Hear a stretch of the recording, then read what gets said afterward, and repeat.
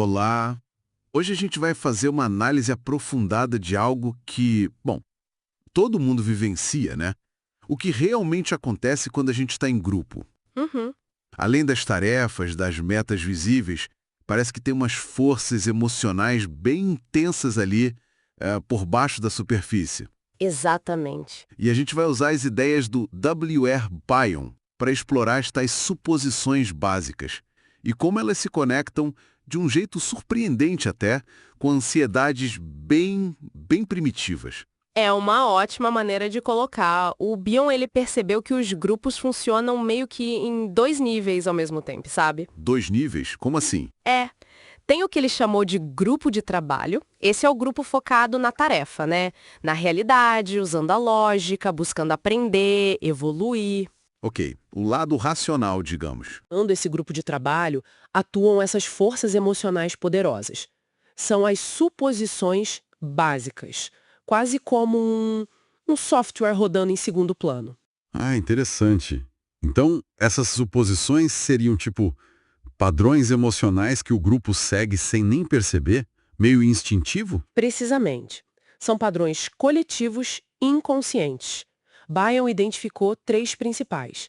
A primeira é a suposição básica de dependência. Dependência.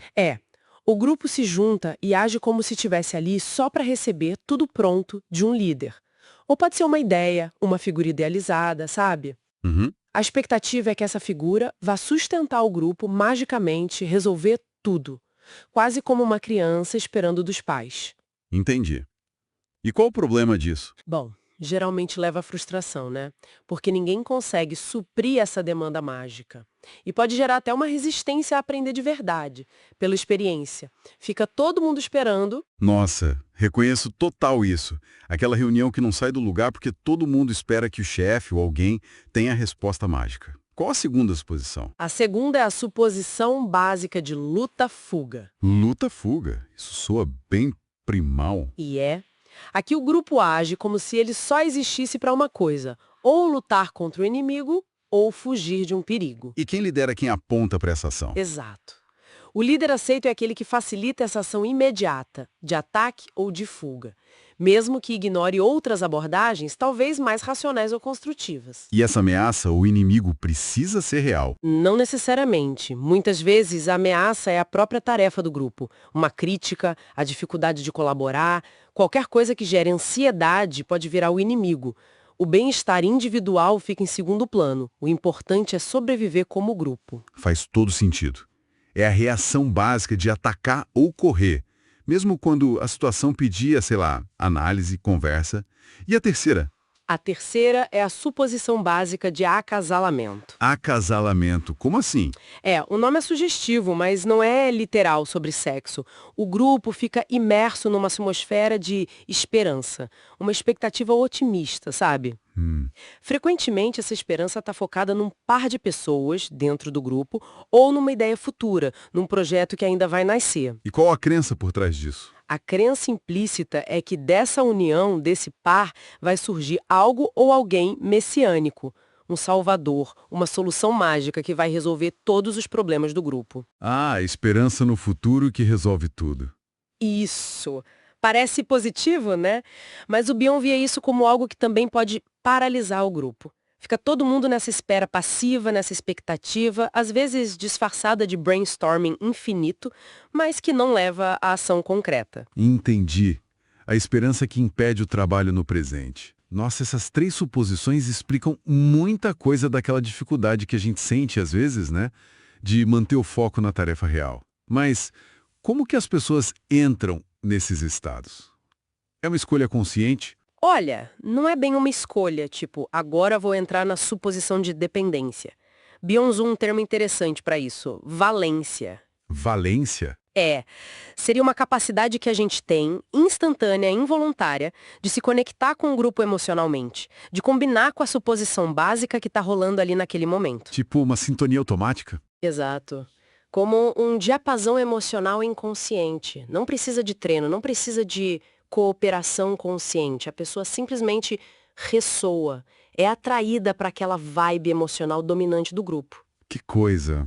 Uma sintonia automática. Mas me diz uma coisa, Porque justamente esses padrões, dependência, luta-fuga, essa esperança de acasalamento, por que isso emerge com tanta força? O que está por baixo disso tudo? Aí é que está a conexão fundamental que o Bion fez e que liga tudo isso à tal da ansiedade psicótica. Ansiedade psicótica? Isso soa intenso. Ele argumentou que essas suposições básicas, no fundo, são defesas. Defesas contra o quê? Ligados às nossas primeiríssimas experiências de tentar entender o mundo, a segurança, a perda, a relação com os outros. Pensa naqueles medos bem básicos de fragmentação, de aniquilamento, de abandono. O tipo de coisa que a Melanie Klein descreveu nas posições esquizoparanoide depressiva. Uau! Quer dizer que emoções super arcaicas, lá da nossa formação inicial, podem ser reativadas quando a gente está num grupo. Precisamente. A própria necessidade de colaborar, de se desenvolver como grupo, ou até o simples fato de ser observado ali, parece tocar nesses medos fundamentais. É como se o grupo virasse um palco, um espelho para essas ansiedades muito antigas. Nossa. O Bion chegou a sugerir que essas emoções e suposições básicas vêm de um nível muito fundamental mesmo, onde o físico e o mental ainda estão meio misturados. Ele chamou de sistema protomental, uma matriz indiferenciada de onde tudo isso brota. Isso dá uma perspectiva totalmente diferente sobre o que acontece numa reunião, né? Então, investigar o próprio grupo, tentar entender o que está rolando. Isso pode ser sentido como algo profundamente ameaçador. Tipo a esfinge que o Bion menciona, que quando é questionada desperta um pavor antigo. Exatamente isso.